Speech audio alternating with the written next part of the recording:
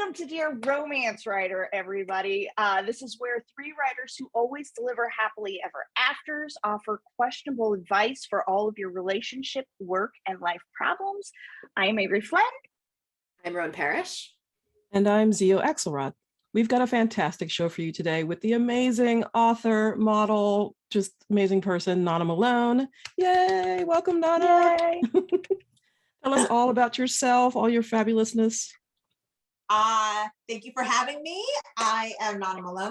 I write sexy, feel-good romance, and currently I am knee-deep in the last book of a long-running series I have, my London Lord's World. Ooh. Speak No Evil trilogy. Final book is releasing in April, and I'm in love with the characters. I don't want to say goodbye, but I have a couple new projects on the horizon that I can't wait to get to, but I'm loath to say goodbye, but they're kicking my ass. You know how that goes. When guys keep popping. We're super excited to have you. Yeah. And for those of you who don't know, Nana's got a great Instagram, and she does her coffee mugs, and it made me think of it because all your coffee mugs are behind us. So tell us a little bit about that. Well, so the coffee mug started as actually a book. In one of my rural series, one of the characters, she has a never-ending series of coffee mugs that are wildly inappropriate for the workplace, but she doesn't care. And all generally directed at her boss and one of her coworkers. And so then it just became a thing. I started posting them. I was like, oh yeah, Princess Jessa's mug of the day. And then it became like the Sassy Mug Monday. So that's just carried on 3 years later. I love it. Mondays. They're like, I have some that I've created. Some people have sent me. I love that. Storage in the garage. People are all, oh, I've seen this new mug, and then they'll send them to me. So that's pretty great. How many do you think you have now? Probably about 60. Wow. If I'm being honest, it's like 60. I do give some away. So come like Christmas, like I'll do giveaways, and I'm like, you get what you get. So like I'll do like mystery box, and there'll be a mug in there and some swag and a book or whatever. I'm like, usually things I need to get off my shelf. I'm like, here. I love that. Yeah. It's gonna make room for new mugs. Basically, my husband's like, no more mugs, and I was like, what? What do you? I have to hold them. That's rude. That's rude. I said no. Nice. So we are recording this almost at the end of March, y'all. So this will be live here in the last day of March. It is now spring. Thank fucking God. I hate winter like nobody's business. The sun, well, it's not out today, but I have seen it. I put all of my crap back on my deck. I'm super stoked about this. So how has spring been treating you guys so far? It's gray and chilly here in Philly today. Yeah. As well. Don't like. I'm not gonna. I don't want to make you guys. You're eternally spring. Yeah. I live in San Diego, so 80 degrees today. And the sun's sunny, so yeah. At San Diego, that's the constant weather is nice. Yeah, it's so lovely there. I've only been there once, but I really did love it. Yeah. No season though. So winter's like a little bit gray, but still kind of sunny. Nice. I'm trying a new thing this year because I hate the summer, and I hate being hot. I hate being sweaty. I am super temperature dysregulated. So like if it is anything above 72 degrees, I am basically non-functional in an outside setting. I like that. Deep shade, which sucks because I love hiking. I love like being outside. I love nature. I love gardening. But so because I hate summer, I have this thing about spring where everyone's like, it's spring, things are blooming. And I'm like, spring is a harbinger of summer and therefore a harbinger of my doom.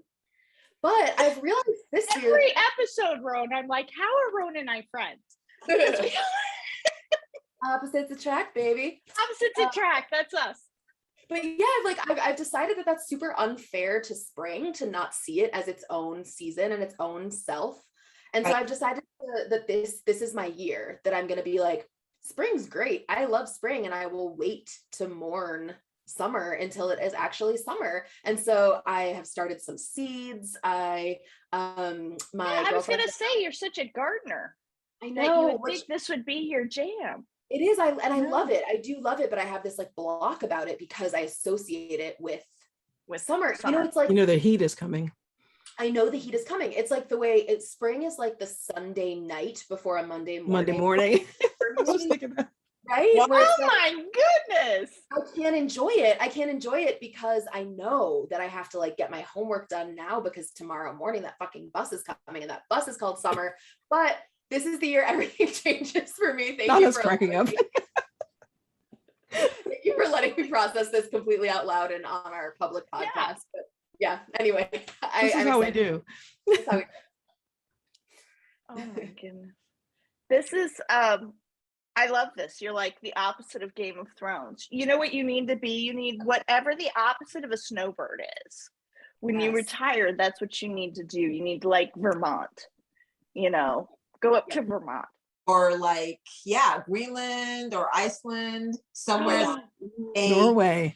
Pretty chilly. Yeah. I mean, I was in Iceland actually with other lovely romance author Avon Gale a few years ago. And we were both like, wait, why is this weather literally perfect? It was like June and we were in wool sweaters and there were like volcanoes and waterfalls. And we were like, perfection. I have finally found you. It was great. I love that. But I'm jealous. enough I want to go to about Iceland. my personal feelings about the weather. I'm really excited about our letter today because we actually, before we hit record on this podcast, we were talking about things to do with children, and we have an equal split here because I, Roan, and Zio do not have children, and Nana and Avery do have children, and this is a letter about stuff to do with children, and I'm always really excited to come from like such different places about a letter. Mm-hmm. Mm-hmm. Yeah. So this is a letter from Am I the Asshole? But of course we will go far beyond our favorite. We will go far beyond just delivering a designation of are you the asshole or not. We will like fully analyze all the ways that we're gonna either roast you or support you. Okay. Excuse me. Am I the asshole for calling my sister a bad, selfish person because she refused to look after my son for just a few hours? So look at Avery's face. That's why I was like, yeah, it's a good one. Okay. So my 29 male wife, 27 female, and I welcomed our first kid into the world about 10 months ago. His paternal grandparents, my parents, live several states away, but he has 2 maternal aunts and uncles, their husbands by marriage, as well as a set of maternal grandparents. I need like a genealogy chart. A family tree. Yeah. Anyway, he also has my visual aids. I know, right? He also has my sister, 26 female, as an aunt. My sister is a bit of a rebel who swears she'll never get married or have kids and who claims to not even like kids. When my son was born, though, I remember my sister coming to visit him in the hospital, which actually somewhat surprised me. But when she saw her nephew, she said, quote, I don't like kids, but he's so cute that he's an exception. He's officially my new favorite kid on the planet. Don't ever ask me to babysit, though, end quote. Mm-hmm. Well, I never would have dreamed of asking her since he had 2 willing grandparents as well as 2 willing aunts. However, recently the perfect storm happened. My wife works in a jail and as such is considered an essential employee. In other words, they can order her in to work if they're short and she doesn't have a right to refuse no matter what is happening. It honestly doesn't come up very often at all, but when it does, it does. Meanwhile, I work as a kitchen manager / head chef at an event hall. I had a huge event that I absolutely couldn't miss on a day last week when it just so happened that my wife got ordered into work. Our contingency plan, just in case that sort of thing happened, was to have one of her sisters or her parents watch our son. However, they just so happened to be all out of town together that day, so I had no choice but to ask my sister to just watch her nephew for a few hours until one or both of us was able to get away from our jobs, but she refused. I begged and pleaded with her, but she just wouldn't do it, reminding us both that she had told us that she said she would never babysit and that our emergency wasn't her problem. Finally, my wife ended up having to tell her employer. I think that went over well. Yeah. Finally, my wife ended up having to tell her employer, well, I just can't come in, do what you have to do in terms of discipline, which ended with her receiving a written reprimand. I ended up going off on my sister, telling her that she was selfish, amoral, etc. My sister said, quote, I don't owe you or your wife anything just because we're related, end quote. But I told her this was a horrible attitude, that she should have a better sense of loyalty to her family just because that's the right thing to do, whether she'd ever agreed to anything or not. Am I the asshole? Ah, Avery's face. Look at Nana's face. I know. Okay. Let me tell you, my emotions through this went all over the place during the letter, because when you first did the headline, I was like, letter writer, fuck you, right? I was completely there, because that is completely valid. I don't like kids. I don't want to watch kids. I am not obligated to watch a child just because we're friends or because we happen to be related or any of those things. Fine, good, right? I was on that train completely and utterly right up until the point of all of like the 400 other backup plans that they had fell through. And all I can think is, hey, I understand the kids are not my shit. I don't want to be around kids. I don't like kids. Yes, I like my nephew from like the Zoom. All right, I get that. I get all of that. Totally legit. No, you are not obligated to ever watch somebody else's child, to give them a ride somewhere, to watch their dog, to grocery shop for them, whatever it may be. But, and this is where I started to kind of turn a little bit, was the fact that the parents were not being the entitled assholes that I assume they would be by the headline, right? So they had these backup plans. They were in a definite shitty spot. Now, on one hand, I'm like, so get a fucking babysitter, right? But I will tell you from personal experience, it is not as easy to get a babysitter anymore as it was when I was growing up. You just get some neighborhood kid down the street, and I was 12 and watching somebody's 4-month-old infant, right? We don't do that. So just getting a sitter, especially in an emergency last minute situation like that, is really super difficult. So at that point in time, I'm looking at it going, you're doing a solid for somebody that is your brother or, somebody else. So to me, at that point in time is when it kind of turned from being about watching the kid to being there for somebody that I would assume at least you care about in an emergency situation, right? Yeah. But then I turned again when the brother completely went off on his sister, because yes, that was an asshole thing. He said some shit that just did not need to be said, that didn't have to do with it. I understand the frustration. I feel it, but I mean, calling somebody amoral, that was like, that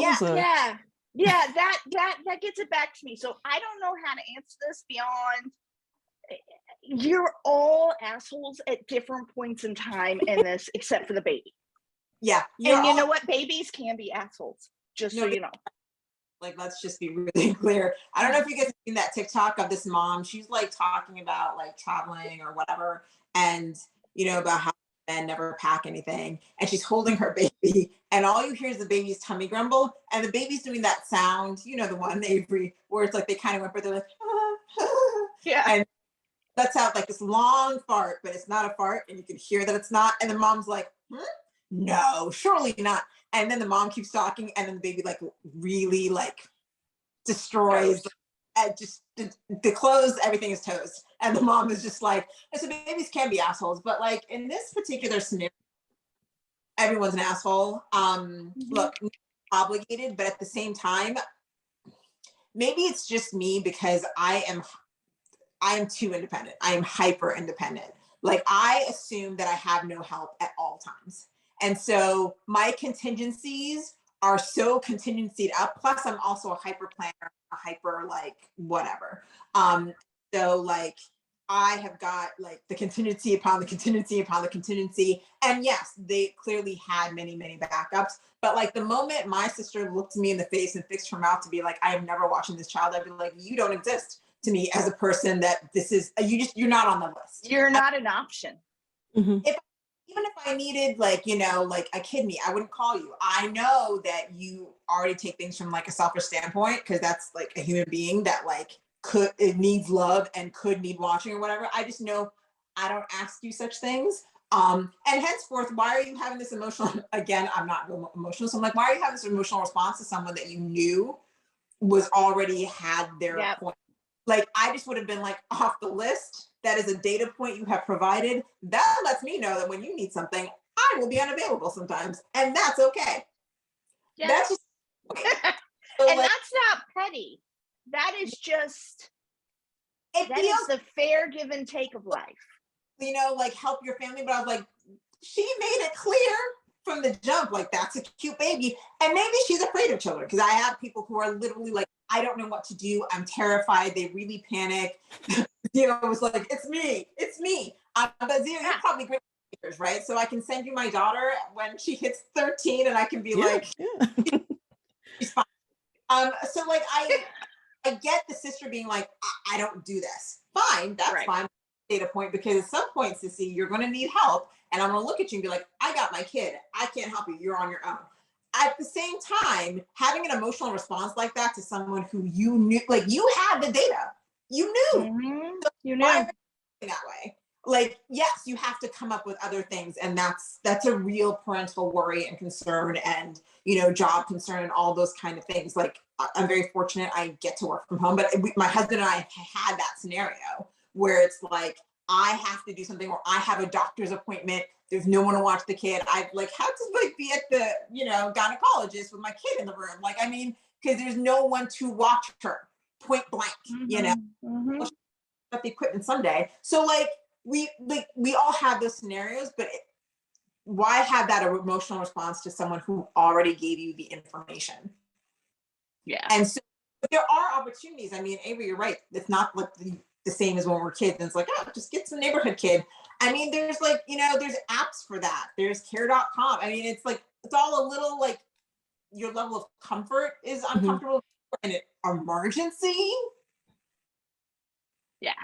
I will tell you though, you're coming from that care.com and stuff from the perspective of somebody in San Diego.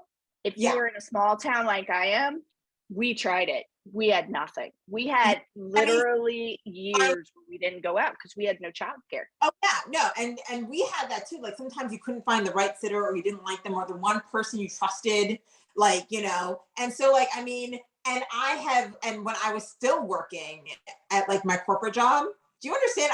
There was one day kidlet was sick, and I had to like, I brought her like fully 1-year-old mobile self to my office, closed the door, locked her in with me. It was like, I have to take all meetings in my office. I cannot physically come. And everyone's like, why? And I would turn the camera and be like this. And then back and carry on. It was just like, I was like, that's just what I have to do. So you have that data. He knew his sister was like that. Then I take her off the list of available people, because who knows, like, like if maybe she's terrified, or maybe she is really awful, or maybe she, like carries a crack pipe. I don't know, but she was on the table as an option. And so why he's having that emotional response is beyond me. Yeah. I mean, I get being annoyed, but yes, going through that emotional response was a lot. Sorry, Rowan, I talked over you. Go. Oh, that's okay. Well, I was also going to say, speaking of, I agree with both of you, and it was reminding me of something that you said, Avery, when it's like, when in your day, you were a 12-year-old watching a 4-month-old, like this sister, if she doesn't like kids, does not know how to take care of a 10-month-old baby. I actually hilariously to myself, just yesterday posted a TikTok talking about how I don't like kids, and don't want anything. I mean, I like individual children. I don't like hate children. I wish well for all of them, but like, I'm not a kid person. I don't enjoy them really. There are exceptions. So I have no experience with babies or children. So my sister and her wife have a kid. And when my sister got pregnant, so their kid is going to be 3. Oh my God, almost 3 in a month. And so this is the first 3 years of my life that I have ever learned anything about childcare or children. Mm-hmm. But when the very first time I changed a diaper was when my sister said, let me show you how to change a diaper so you can help me. And I was like, okay. And then she was like, let me show you how to give a baby a bottle. I had never done these things because I had never had a reason to, because I'm not hanging out with random babies. And so if my sister had called I think me, society would frown. Just let you know. If you hang out with random babies, that's frowned upon. It's true. Whenever I tell people I'm hanging out at like gymnastics meets or Disney World, that's the most negative response, and I don't know why, but I guess hanging out at the playground. Yeah, I just sit on the park bench and watch them. Why is it wrong? Sidebar, literally the other day I was walking past the park near my house, and there were these 3 little kids swinging on the swings, and one of them very cutely waved to me as I walked by and was like, hey, and I said hi, and the kid's older brother was like, don't talk to her, she's a stranger. That's how you do it.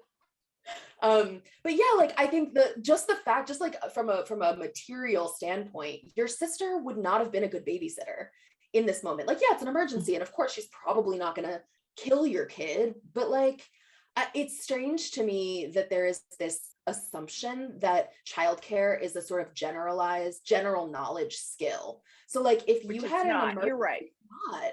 For some people it is. Like if you grow up with lots of younger siblings, if you have extended family that you live near, you have the experience often of like having children around you so that you learn those things by osmosis. But if you, or just by like observation, but if you're not, or if you don't babysit, like these are not skills that everyone knows. And I do wonder, if your sister had been a brother who was not interested in children, would you have made the same assumption that he was a safe person to come babysit your 10-month-old baby?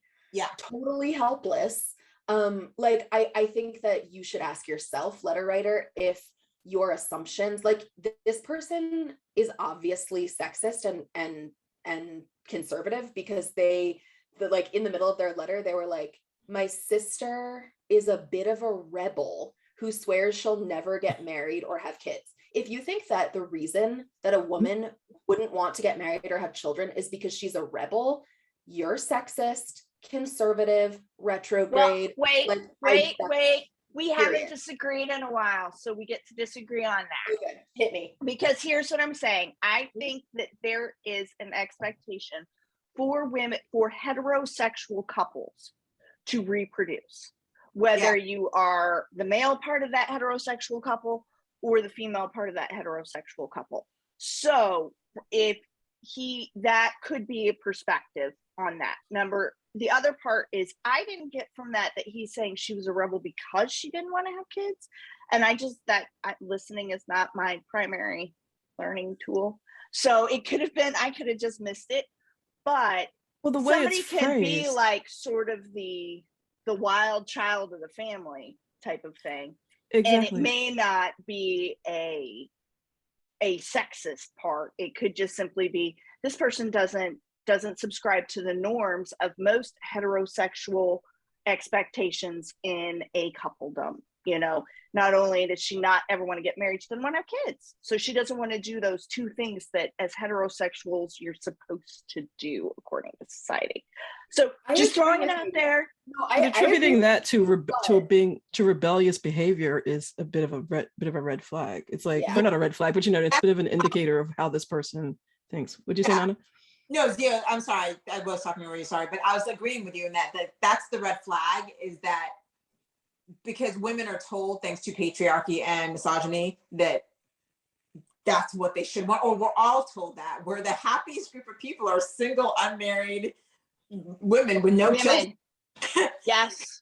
Yes, with no children.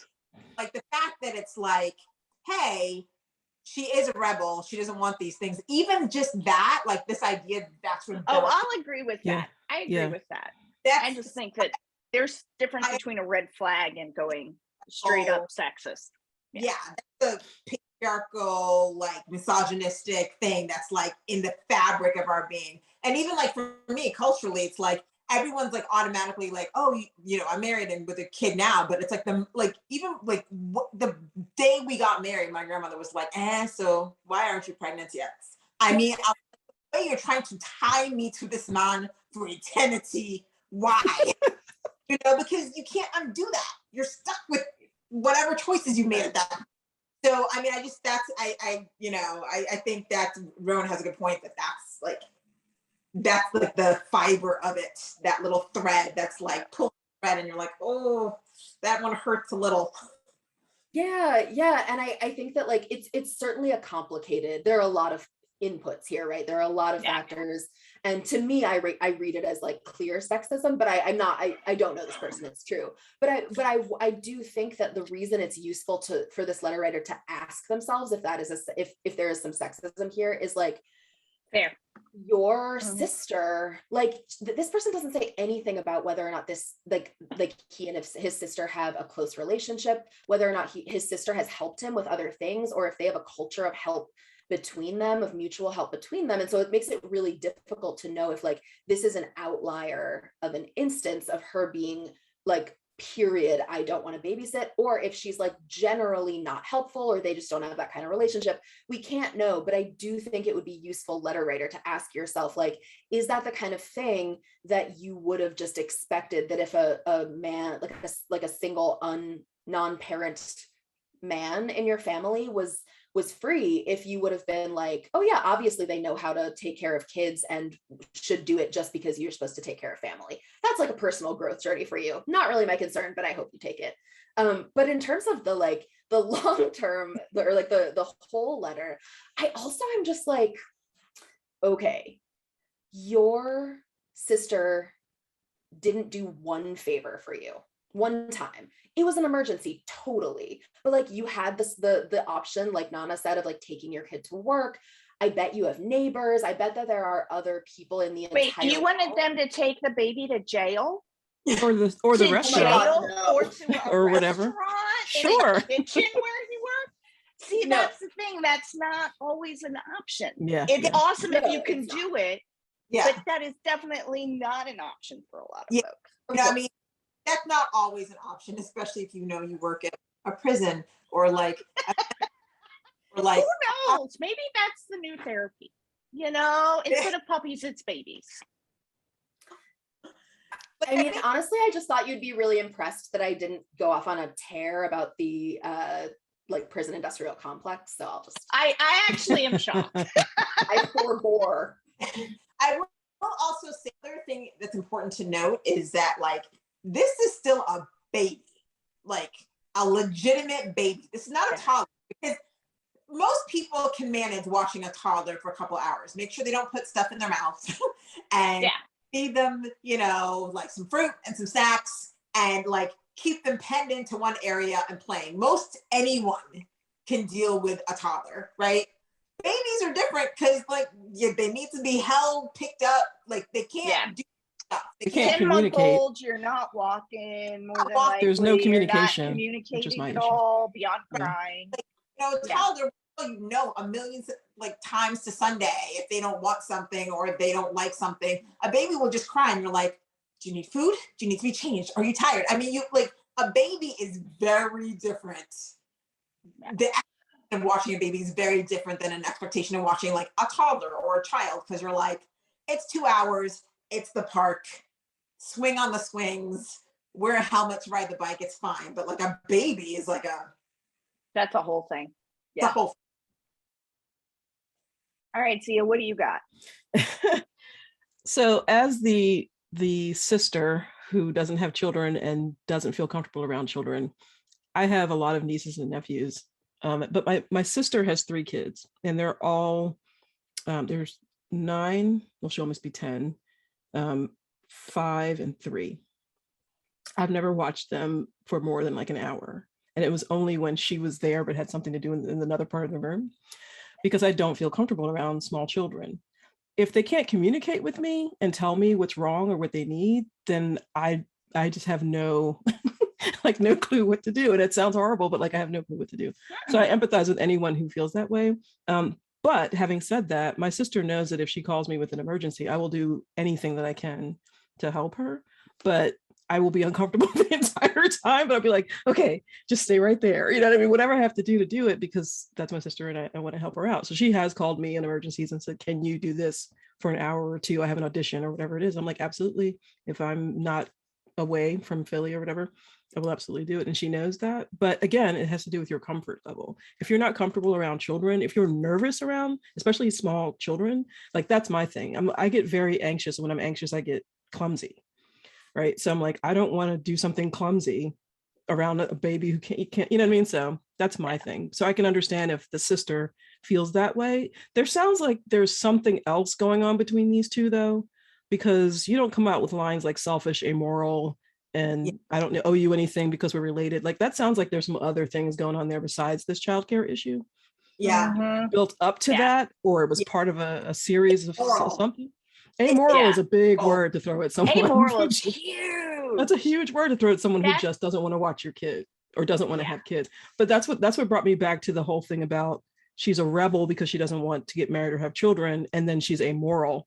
It's because she wouldn't watch the kid because of the emergency, or is it because she's a rebel and doesn't want to get married and have kids? That's why I thought when Rowan brought up a good point, I said it was a bit of a red flag, because it does sound like there's some deep-seated, like these are the roles that you should have as a woman issues there. Yeah. I mean, I will also say that as parents are really shitty sometimes. Well, a lot of parents are really shitty all the time. But, you know, in that expectation of it's easy, everybody should be able to do it, right? And just that assumption. And I think that parents sometimes can be very, very unkind about that.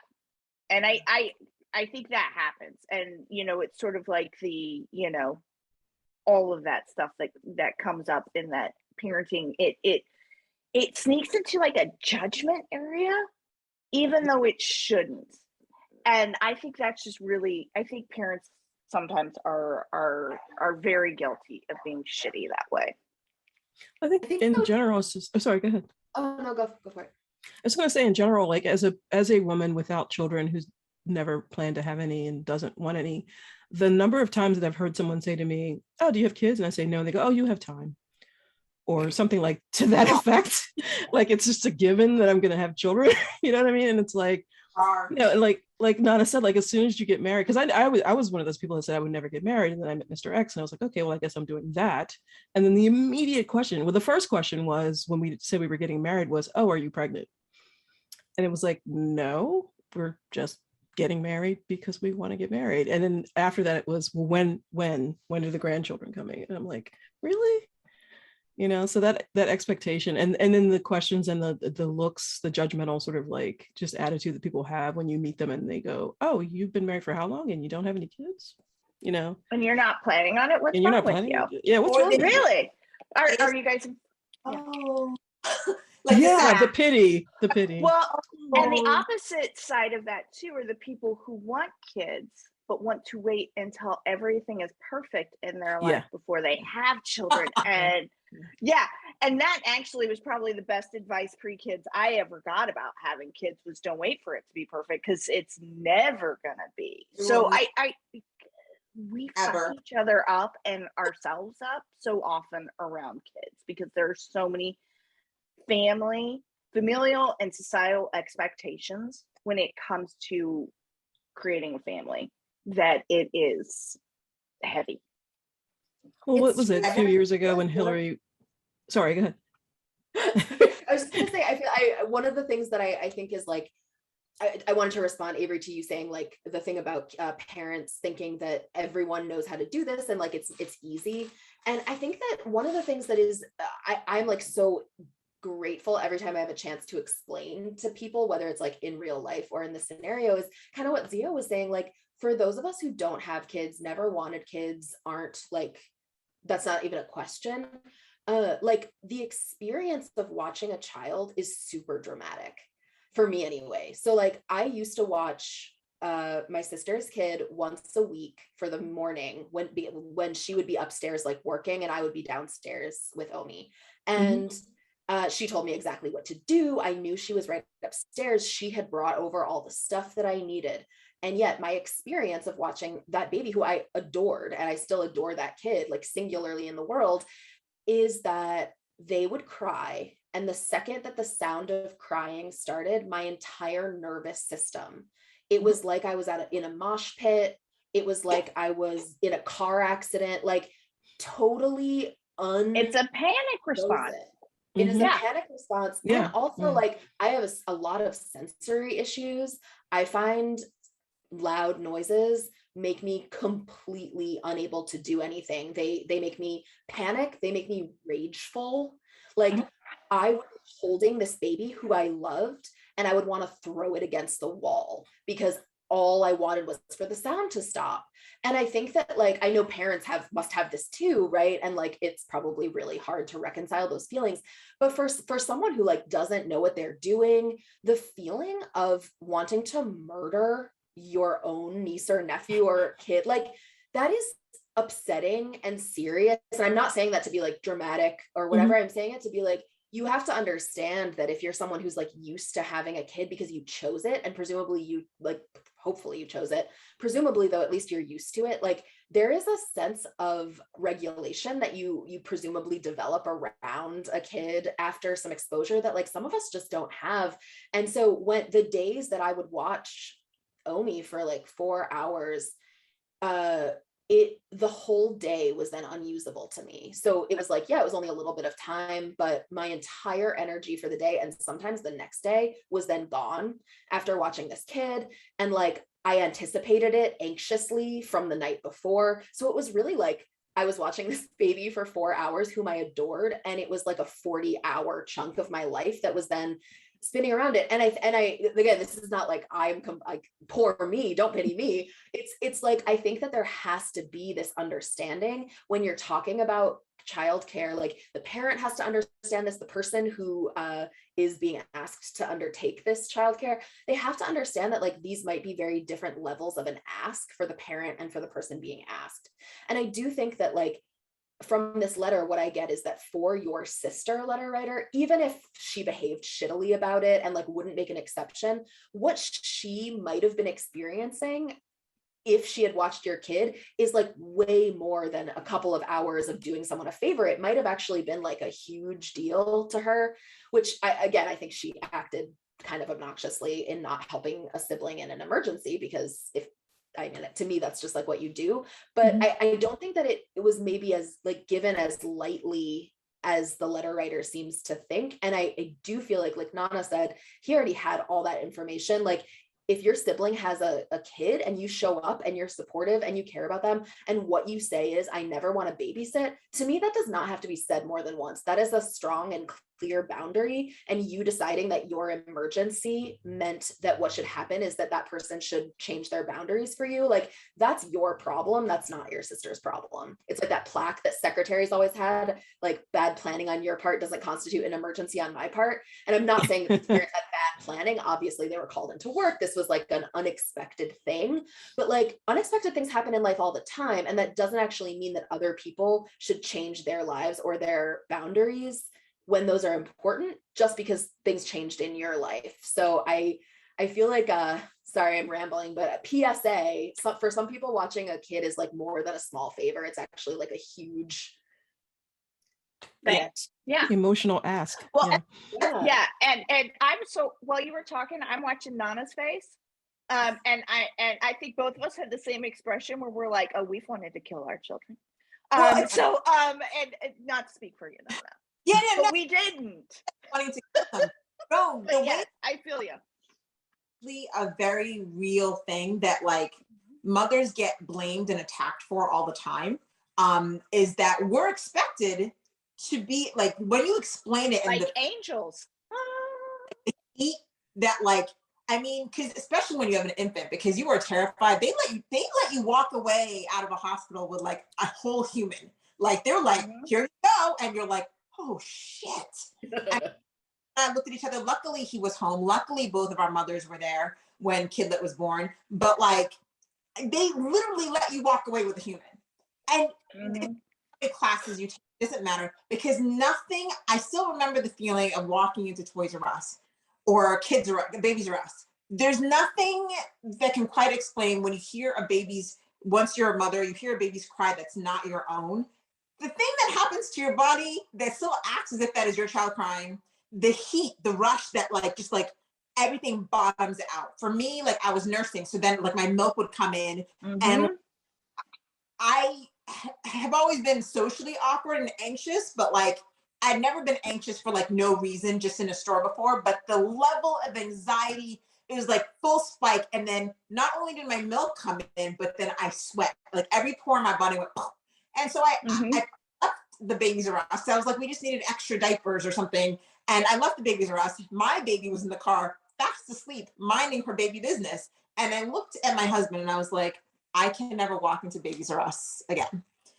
Yeah. I cannot, even other people's children who I wasn't even in care of. So like no one tells mothers that these things will also happen to you.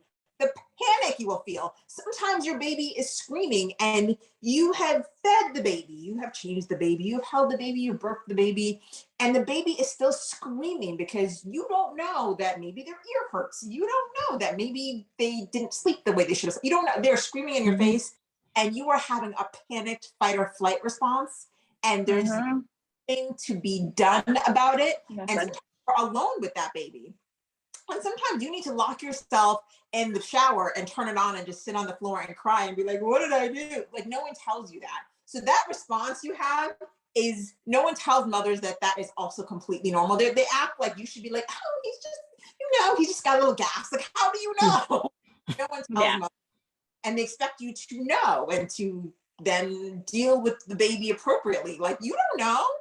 Doesn't matter how many classes you take. There's nothing like being in a situation. It's like you have PTSD afterwards. Like I hear a screeching baby now, or even a screeching toddler, and I can remember that like 2-year-old phase where she couldn't really talk, and she would like I still remember being in CVS trying to get like dental floss or toothpaste or something, and we're in the line, and she wants a toy, and I said no toy. Oh. Lost her shit. I remember the way I was sweating. I can remember her like clinging on to me, but also reaching for the toy. So me like, how you encapsulate their hand. You're not reaching Mhm. like you're like hand tucked in so they can't reach and like shove everything off the thing, as I almost hurt myself. Like I can remember that feeling. And then I can remember the one in front of me being like, it's okay, I can buy her the toy. And I was like, bitch, I can buy the toy my goddamn self. The point is, You said no. and Exactly. like that, I remember that feeling, and no one tells mothers or parents or whatever. And so like Rowan and Dio, if you're Yeah. sitting, you're like, I am panicked to watch this child. I understand your pain. And I'm like, you shouldn't be panicked. Children can be the devil. They really can. Yeah. It is. It's petrifying. And yeah, and the other thing is we lie as a society so much about the beauty of motherhood. Fuck you, whoever invented that. Lie. It's like and like it's why we didn't talk about postpartum for so long. And it's like it's still the lie out there that every mother loves breastfeeding. It's such a bonding experience. I'm sorry. It's 3 a.m. I haven't slept more than like 3 hours for like a month and a half, and I'm getting up to feed a baby. No, I don't love that. I don't love that at all. Right. So there's all of that shit that they lie about. So, They and lie. they make it seem better and worse all at the same point in time. And it's crazy sauce. Okay. So Yes. I would like to veer just slightly and get your guys' opinion on something that actually is related to this. So on my side of TikTok, there has been a really interesting discussion that I've been watching about people with boomer parents, which would be me. So, and it's talking about how, like, as kids, I can't speak for anybody else here, but this was very exemplary in my growing up. Latchkey kids, and then the summer would come through, and you would get farmed out to relatives because really there wasn't summer camps and crap like that. And if there was, who in the hell single mom could afford that? Right. So I totally get that. So they're talking about basically like the abandonment of your parents as children, which is a little harsh, but I feel ya. But now with people in my generation and older millennials having kids and their boomer parents refusing, just straight up refusing to watch the kids, which again That's their call. I get that. But Oh, having the on, children. on Facebook, they snag the pictures from the parents and post it all over their Facebooks and talk about how much they love their grandchildren, and then get snotty with the kids and the grandkids because they don't visit or talk to them enough. Meanwhile, they don't want to actually physically interact with the kids. And this is really interesting to me. So while tangentially sort of connected to this whole, yes, you shouldn't have to watch a kid if you don't want to, but then that weird shit about still wanting the credit for it and the social credit for that. I thought that was really, it's a social really currency. Yeah. Have you guys seen this on TikTok, or have you experienced this? Or Only on TikTok, but I mean, like, I watch, like, my parents are in Ghana now, so like they're hilarious. I mean, because the way I was harassed to have this child, I mean, I can't begin to, I mean, like the African harassment, you're not pregnant. I mean, of judgments and like condemnation in the one, and all of that in the one syllable. Right? It's like the way I was judged, but like, and now she's older. I mean, she's a tween, so like, I'm like, I can't wait to dump her on her grandparents' laps, because I'm like, you take care of this attitude.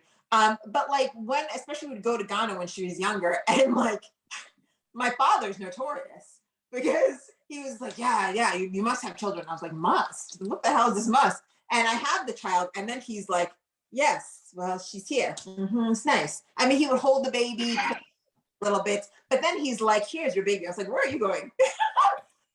If you harass me to have this baby, this is called grandparents' prerogative. Please. And calls. Oh, I miss my grand's baby. I'm like, I'm going to record every one of these like guilt calls I get, because when I come to Ghana and then you tell me you're busy, or, oh, I need a nap. You need a nap. Do you understand what I've been doing? You need a nap? Here's your grandchild.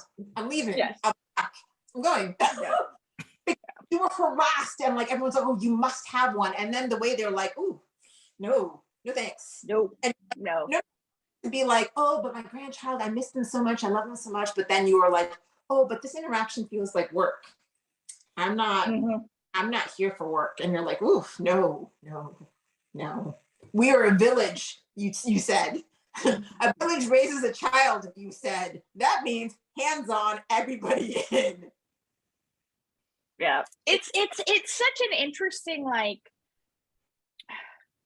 I don't know. I look at it and I know, at least from my experience and a lot of the people that I was with, like, we would go spend time with aunts and uncles, or we would go spend time at our grandparents' house, or things like that. Now, my parents are forever away, and my mom would honestly take our kids and beg to have them out there. But like, now that it's like the boomers are that grandparent age, they're like, no, I'm not. My dad is not that. My dad is taking care of great grandkids. He like demands babysitting my niece's kid. Like they I don't think they feel sort of, they get restless when they don't have like children around, my dad and my stepmom. So they're like, we get to watch the baby today. We get to watch, and they have nicknames for all. I mean, that's when they're in their element. They are not those grandparents at all. That's how my parents are too with my sister's kid. They are so delighted and like just want to hang out. I mean, so I grew up, my parents moved to the Midwest. My mom's from Brooklyn and my dad's from Philadelphia, and they moved to the Midwest when I was like 3. And so my sister and I grew up living nowhere near anyone else in our family. So there was never the kind of like send you to your grandparents or anything for the summer. I would have been delighted to go, because I did go to one of those like municipal summer camps and I loathed it. Because all I wanted to do was like sit around and read all day. And I feel like if I had gone to a grandparent who didn't have the energy to take care of me, they would have been like, sure, just read all day. But my parents are so excited about my sister's kid. And I was like, I wondered if they would turn out to be that way. Cause you know, anyone who says that they want the kid, like want grandkids so much, there's like this little perverse part of me that's like, do you though? And so I was like, maybe when this kid comes, they're going to be like, oh, well, that's nice. But no, they're like really in it and excited about it. And I am so grateful because that means that I don't have to experience like, I mean, I wouldn't feel guilty anyway, but I don't have to experience that kind of like, oh, you want grandkids and I'm not giving them to you. Cause I'm like, great, my sister's on it. But they are like, yeah, they're in it. Although I don't understand because like Omi is almost 3 right now, and I've like literally never met a human being with so much energy in my entire life. I've never had that much energy in my entire life. I feel like I could clone myself 5 times over and still have not that much energy. And my parents are in their 60s, their late 60s. So I don't even know how they do it, but they enjoy it. So yeah, my sister's kids run on energizer batteries for sure. Like I don't wow. understand how she I don't understand how I she don't can know, like but she's a model, she's a singer, she has a day job, she's a student, and she's got these 3 energizer bunnies running around her all the time. What'd you say? I said I'm tired thinking about it. Like that's exhausting. I mean, I have queen and I am tired every day still. Still, I'm just like, but why must I also feed you again? You ate. oh, I feel that way about myself. I'm like, oh my God, I just made breakfast. How is it dinner time? This is outrageous. And I never consented to it. Like imagining having to keep another person alive. Nobody wants that from me. I mean, I have a cat for a reason.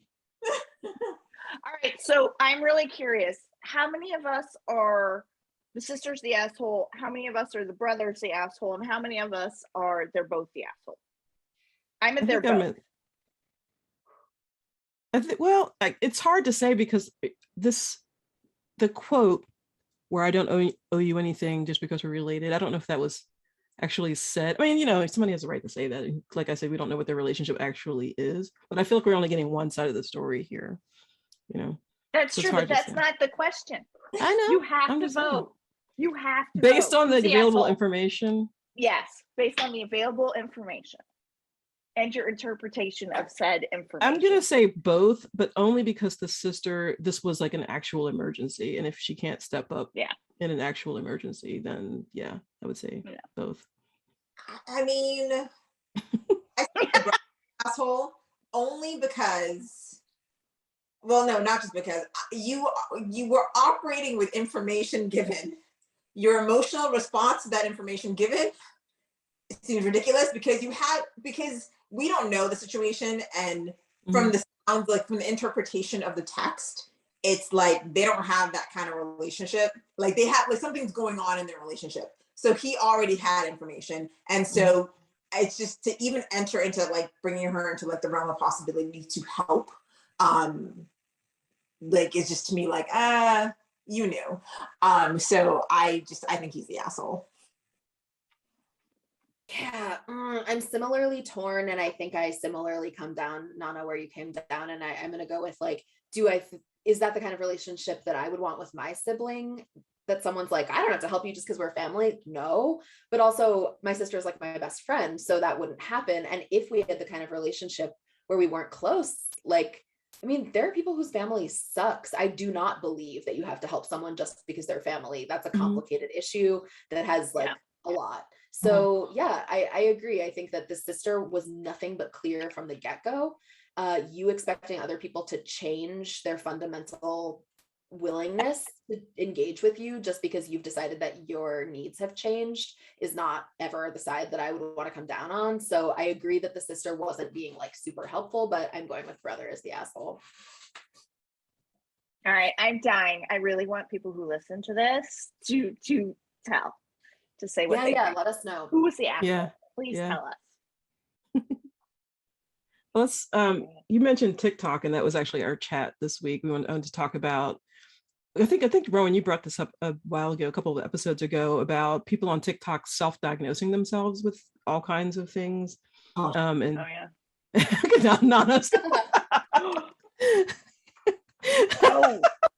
This is dramatic. You guys have to go on YouTube and see Nana's reaction. It's very dramatic. Yeah. Why? What are you thinking, Nana? What do you think about this? I have a lot of thoughts about TikTok in general. remember Twitter in the early days, like not the actual like first year of Twitter, but like year 2 of Twitter, like the cesspool of like everyone realizing that they could have a hot take on something. And assess like, and then realizing that like people were going to see their opinions. And so then their got louder and brasher and more. And like, they just had like, it's like people couldn't stop themselves from saying something, like, even if they had nothing to offer to a conversation. Like, so this like self-diagnosing, like I have seen people be like, well, you know, I've just realized now after watching 3 videos that I have ADHD or that I'm depressed or whatever. I'm like, wait, so you watched 3 TikTok videos, but the thing that people have been asking you to do, which is to actually go see a therapist and get help, you didn't do, but three videos in and you've decided that that's you. And you're not just like, you know, having a different set of issues and actually need to talk to a therapist. You've decided, okay, because then they're not taking the appropriate steps to fix that issue. So I can't. I can't. I think if they're using these videos to prompt them to seek an actual diagnosis, but I think to diagnose yourself and start treating yourself and doing whatever you think these people are doing to treat yourself, I think that's the danger. I think if it's like, oh, you know what, I recognize this in myself, maybe I should talk to someone or maybe I should seek help. But I think there's a subsect of people who are, it's almost not performative, but it's like they've made this decision and then they act upon it on their own, whatever they've seen on TikTok or Twitter or whatever it is. That's where I think the danger is. Yeah. Rowan, you ready to fall in love with me again? Even after today? Yes. Because my response is fucking capitalism. All right, so I know. I see the hard eyes. For those of you who are listening instead of watching, Rowan just made heart hands at me. So we are obviously, you know, together again. Back on. Yeah, totally. Back on. Okay, so I read an article this weekend. It's from Bloomberg News, I want to say. And the whole thing was talking about Cerebral, which if you guys aren't aware of them, they're a company that does mental health care telehealth, basically. And they've got folks who can prescribe and all that stuff. But it was a very interesting. I'm with Zio. If these videos are to raise awareness and to help you, like Nana said, to go seek professional help and guidance, more than, you know, just a 1.5-minute video on TikTok, you know, that's something completely different. So according to the article basically had me gasping. And it is, so this company is Cerebral. And again, all this is according to the article. I have no further information, blah, blah, blah. But they're getting TikTokers to come on and talk about it and to say, hey, you should go use this specific symptom. You know, are you experiencing X, Y, and Z? Go call up your Cerebral person and blah, blah, blah, and all this stuff. And they had a caseworker who would help the person calling in get connected with someone who could diagnose them and then prescribe, all of it over the phone during the pandemic, right? So, you know, you do what you got to do, and access to mental health care in this country is shit, right? So not a dog on all that stuff. Well, I think it was Eileen Davis or something like that was the name of the case giver, and she wasn't real. The caseworker was not real. It was different people basically working under that moniker, and they would have to respond to hundreds of emails a day and connect people. And then the practitioners, whether they were nurse practitioners or others who could prescribe the medication, were seeing people, talking to people over the phone for like 15 minutes, and then they wouldn't do follow-ups for weeks.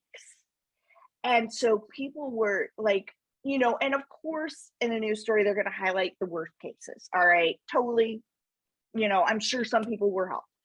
But in this, they're talking about people who were on like drugs that had very serious drugs with interactions with each other, or they're having a bad reaction to a particular drug and they can't figure out why, and they're not physically seeing someone or talking to them enough on a regular basis to be able to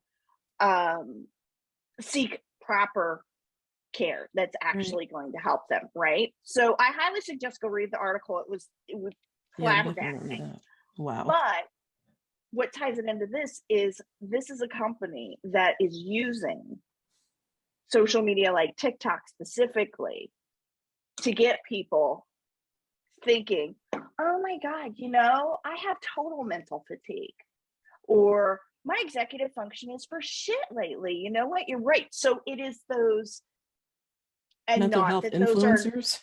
right. Mhm. And it is not that those symptoms are not serious and cannot be signs of something more serious, but they are also highlighting the symptoms that most people will have after 800 years of a pandemic, and using those and getting people to call in, and then you have this quick email with somebody who's not even real, and then you have a 15-minute talk, and then you've got prescriptions mailed to your house. I've seen the ads on TikTok. Oh, It was yeah. like a week or two where every time I opened TikTok, there was an ad. I don't know if it was for Cerebral, but it was for something that was like mental health related, like log in and get a counselor assigned to you or something. And I was like, that's really, yeah. That's terrifying is that like the Mhm. first defense is here, pop this pill, right? As opposed to like here, talk to someone. Because if that had been the first line of defense, like, hey, because when you see a therapist in real life, they're going to talk to you several times. Not for 15 minutes, for Yeah, they're going to talk to you several times for an hour or 55 minutes each time. You can tell I've been in therapy, I know exactly how long it is. 55 minutes each time. Because whatever you first go and say to whatever therapist you go and see, usually, like, they're like, okay, great, let's dig deeper. They don't hand you those. Like, you got to go 3-4 times before they're like, oh, this is the real thing. And then they start. But that medication usually comes in conjunction with therapy. But like this thing, you just get the pills mailed to your house, and some of those And you have things are follow-ups like every couple of weeks, again, 15-minute calls. like some of it's extremely dangerous, and some of it can really even mess you up even more. And especially if like you self-diagnosed, and yes, we've all been a pandemic. We are all anxious. We are all slightly depressed. We all have very, like, these are all similar symptoms we're all feeling because we're locked in these houses with the same people, and we're not at all social like we have been in the past, and we're tired of it. And those are very real things, and very real things are happening as a result of that. But like when you're not getting like the actual therapy piece, where like there are a lot of people who like have deeper emotional things going on that a pill alone isn't going to solve, because the idea is to not be on something forever long term. That's the idea. Eventually, Well, like, depending on your condition, but yeah. right? But like the idea is to get to a point of healing, and that's not what this is. This is like keep them on a pill, because it's like a lot of things that we do in terms of like medicine in this country. Like the idea is to keep people as customers forever, not as in like heal the thing that's happening so that someone can live a productive, healthy lifestyle moving forward. It's keep them as a customer forever, which is terrifying. And like things like TikTok and like things that you see, you're just like, this is getting worse. It's terrifying. And especially when people like they're diagnosing themselves with conditions they don't have. And you're like, well, yeah, that's what I sure? was going to say, especially with social media.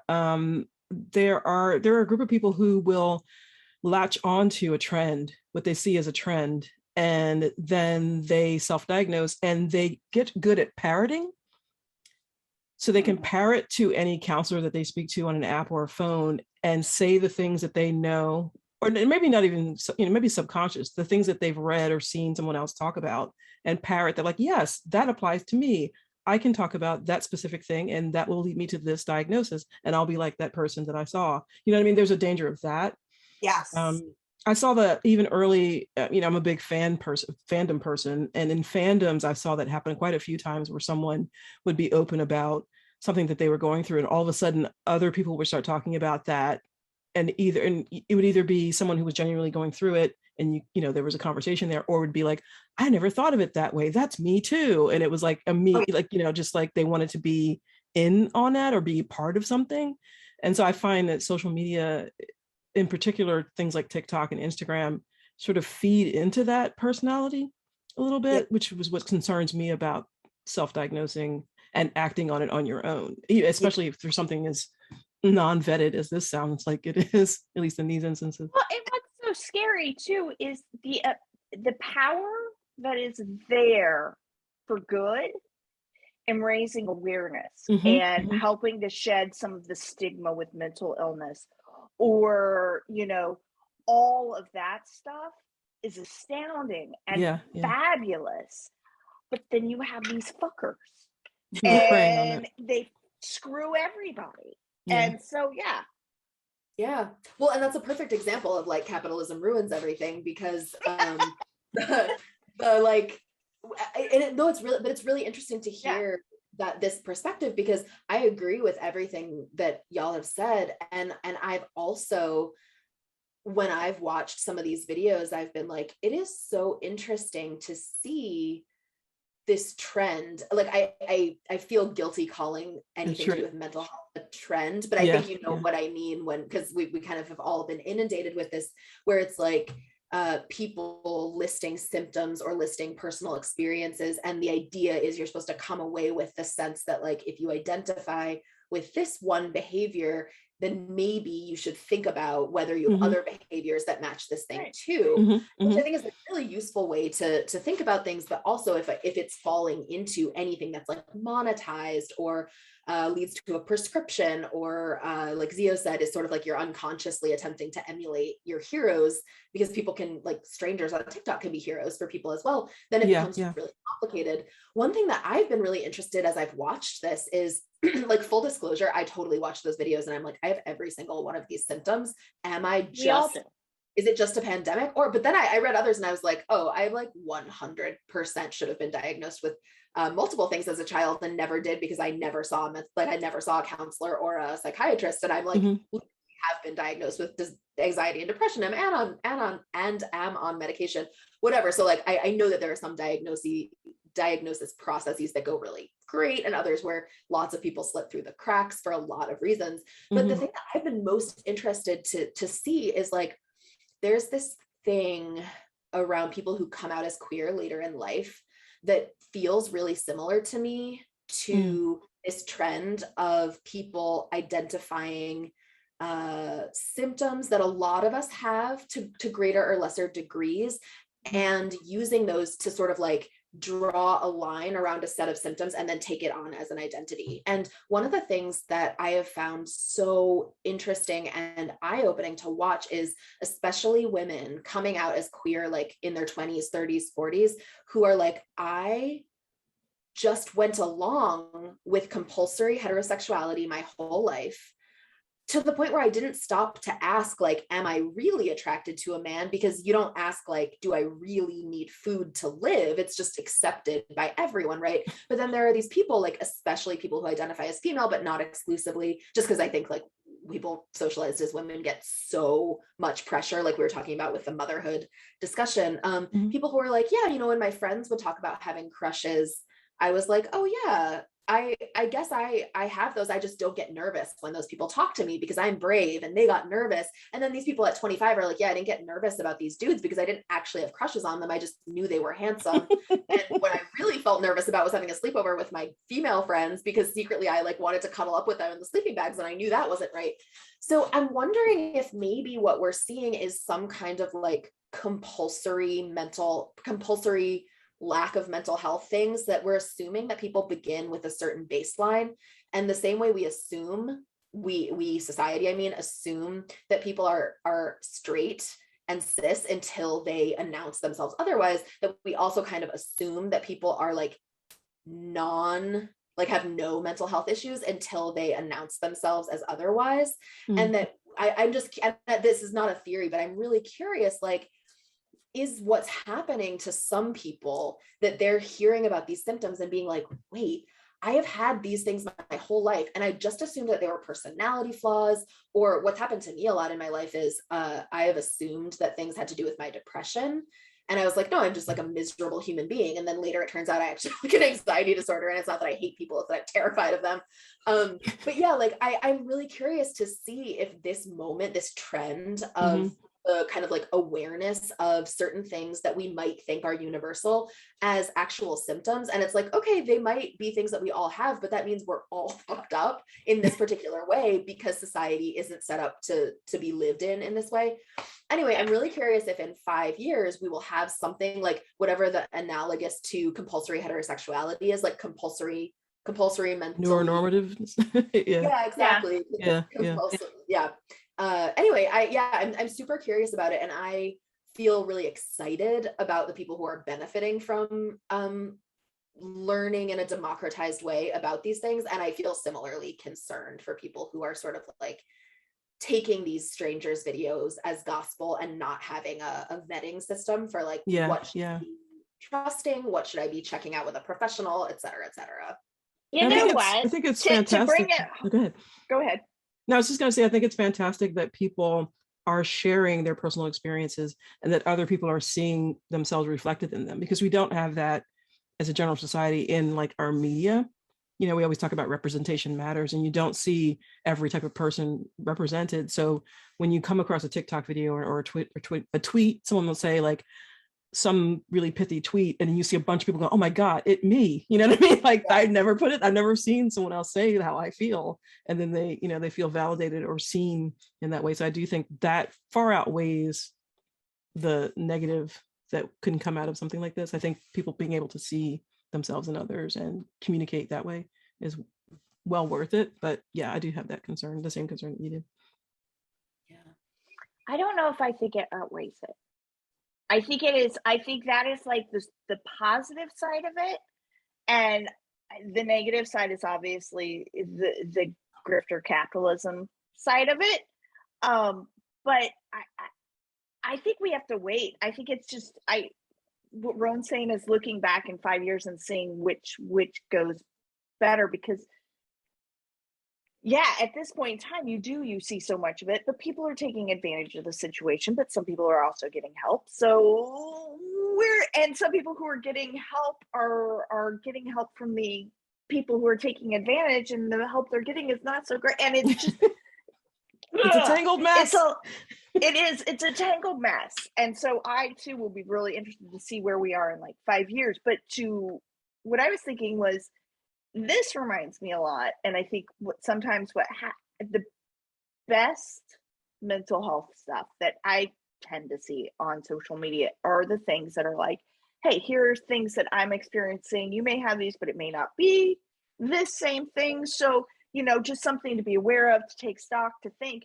And I think what happens is, and we see this a lot in as writers, is somebody who has declared themselves an expert, whether they are or not, in the best way to land an agent, to sell a book, to hit a list, to advertise, to do all of those things. And there are people who walk away and say, you know what? Spend $1,000 on my courses and drop 10 grand a month on ads, and then you'll be paying off your mortgage with your book sales. Yeah. Right? Yeah. And so, you know, it's, some of that information is great and really good to have. And some of that information is people making money off of you wanting to have that answer. Yeah. And so I think a little bit of it's just, sometimes people are shitty. I'm always wary of anyone who deals in absolutes. Yes. Yeah. Or self-professed experts. You know, you really have to look at who is giving me this information, and this person I probably should take as a single opportunity type of level of information, rather than, you know, the end all be all. Right. And that's why I think it's so important to have a obviously democracy is not something that we like, US democracy. That's not what I would want to model this after in any way at this moment, but a democratization of information. I think like the more voices you have, I will always think that it's better to have more voices than fewer, even while I'm super aware of the way that the more voices there are, the more inexpert voices there are as well.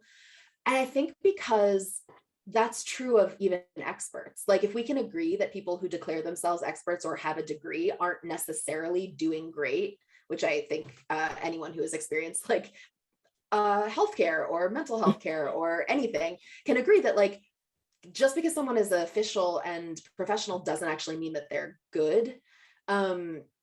Then people are failed by systems all the time. People are failed by good systems. People are failed by good doctors. Like it's just true. People are overworked. People are underpaid.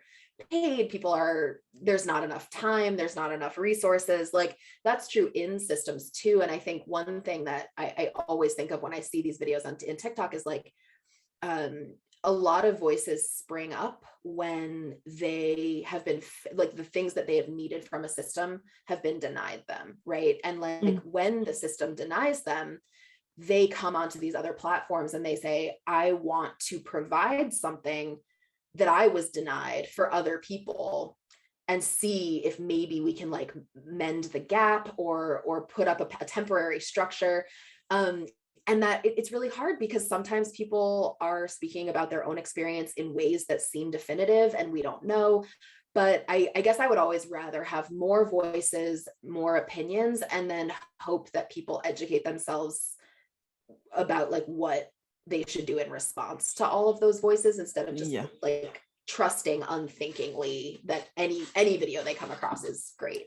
That's where I think the danger is that people, not everyone will look for another source. And we saw that, I mean, just in looking at news information, people find their news sources and they're not credible and they don't look beyond those news sources because it reinforces what they already think. And so I worry what is that by confirmation bias? Yes. Isn't that what it's called? Yeah. Yeah. And I think it can exist in any arena. Yeah. I mean, is you watch them. And the thing is even when you start seeing rational things, it's like, oh, great. You saw these like 4 or 5 TikToks and these people, like they're giving you a sense of community, which is, I think a lot of us are struggling with that, like, especially at the time. And they're giving you a sense of community, which is great because like, there's no better way to like make someone feel seen than to give them like other people who have similar experiences to them. But then at the same time, it's like, well, yes, glad you have this community, but you're not digging deeper because like, again, the goal is, listen to me, always goal oriented. The goal is still healing, right? And so like it's like that you have this community, but we are not here to just because if we're having mental health concerns, that means that we are feeling that something is not right or well within our soul, and we're trying to resolve what that is, what is causing us to feel like we're not focused or we're anxious or whatever that is. We're trying to figure what that is to be able to live like productive lives and to be able to like function and not let those things like really hold us back, right? And so while the community is great, it's like, well, we should be aiming to get help and assistance to manage these things better, right? And what happens, people get like their information from one source and they're like, I now know what's wrong. Excellent. Yeah. And you're like, no. Wait, no, but shouldn't we also just, get confirmation that that's actually the thing? Because yes, you may be anxious, but the anxiety might not be about this thing that you think it's about, but it might be about something else entirely. So maybe we like dig deeper and figure out what that is and talk to a human being, try to get in like there. when the community becomes an echo chamber of just reinforcing the figure out what the trauma is and try and like heal and move past that trauma. Maybe that's something that we do, but instead it's like that echo chamber of like, yeah, I feel that way too. Yeah, I was feeling that way today. And it's like, great, yes, but let's kind of like, let's dig in and figure out what that is as opposed to just being, because the community is great and you're always part of that community. It's not like anything goes away forever, but I think they're going to lose that community if they actually try and take steps to heal past it. And that's the part that's like concerning because you see that a lot. I mean, like you'll see it on social media. People are like, oh yeah, now I'm just like, this is my favorite author also has what I have. And like Zia was saying, it's like, you see this and you're like, oh, I'm part of this community and part of this fandom. Like we're all like, I'm just like my favorite person. And you're like, yes, but also your favorite person is like in therapy. They're in therapy and their medications and they're eating right and exercising and meditating and doing all these things. So it's not enough to just be in this echo of like, oh, but this is so me, which is the concerning part, because when all you have is a social media aspect, we're not taking those steps, which is really, really concerning. Yeah, and it's interesting to me that you said like the goal is healing, right? And I think that for some people it is, but the sense that I get is actually that for some people healing is like goal number 5 down the road, and they're kind of at like point 8, and goal number 1 for them, and they're kind of like unconcerned with it. You know, it's that kind of like, can you see the next step to take? You see the next step to take. And I think that like one hope that I have for those folks is that they do get like dig deeper, find a therapist, etc. But I do think that sometimes it can be useful to like celebrate the mini goals and the like, if you have like undiagnosed or like with people not listening to you, then finding a place where you can be in that point, then yeah, I think that's great. That's your current goal, but now just like, let's update to having a goal number 2 and a 3 and a 4. Mm-hmm. I mean, like when I say healing, I mean like some of us have been in therapy for years and it's like, we're still working through this, you know? So like, that is always like, that's like, and because personality type is like, I'm always like, what's the end goal? Excellent. And I have something to drive towards. And then everything inside is a milestone. It's like, well, now I found people who are like me, and they're like, I can talk to someone and I feel that's great. Okay. The next thing is like, well, maybe I can actually talk to someone about this. Okay, great. Now the next thing is, you know, and so like all those things are like little points, but it's like, we want to do like, I hope people are feeling seen and they're like, oh, like that sounds like me. Cause so many times you're like, especially as women, you're told like, and especially like coming from like my cultural perspective, it's like in Ghana, it's like therapy for what? I mean, like, it's like, there's nothing wrong with you. You're fine. And I was like looking back at my childhood, I was like, wow, I was like seriously socially anxious. Like, I mean, like 2 tears. And I was like, oh my God, that would have been really helpful if someone had seen that and been like, hey, let's get this little girl some help. And so like, you realize all these things and you're like, oh, I'm glad people are seeing themselves. But like, I just really worried that like, they're seeing themselves, but like, I hope they're getting to the deeper core of like what that is. And like, that's the beginning of the journey. Yeah. Like they're seeing the right things. And that's just the concern, because like, sometimes it's like, oh, I'm exactly like this person who has this problem. Then they run and they get a pill from Cerebral or whatever. And it's like, nope, that wasn't your problem. And they're like, these things be like actually really dangerous. So that's just you can do more harm than good. Yes. That's because, you know, you want to talk to a person and take the medication in conjunction. They work together. It's the whole point. Yeah. Oh my gosh. Well, I feel like that is a great definitive point to end on. This has been such a fun discussion, and I'm so thrilled that we had like places where we agreed, places where we disagreed. Loved it. Nana Malone, thank you so much for being here. We loved having you. Can you tell the listeners like, where can we find you? Do you have a book that you would like to let us know about? Just came out.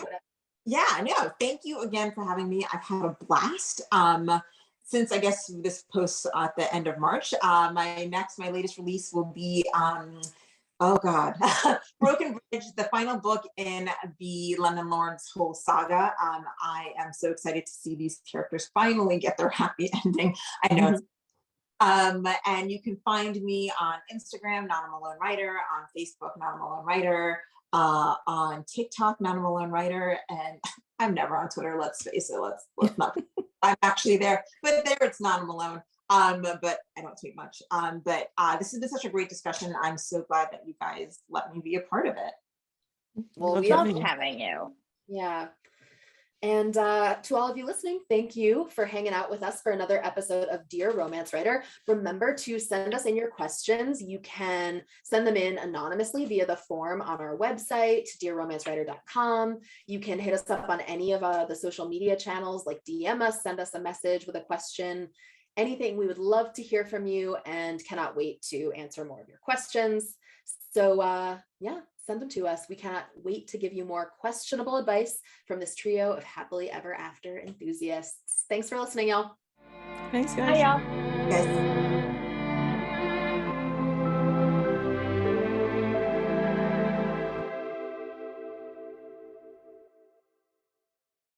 Thank you so much for subscribing to Dear Romance Writer. Remember to keep sending in those letters at dearromancewriter.com. We can't wait to tell you what to do. Dear Romance Writer is part of the Frolic Podcast Network. Find more podcasts you'll love, frolic.media/podcasts.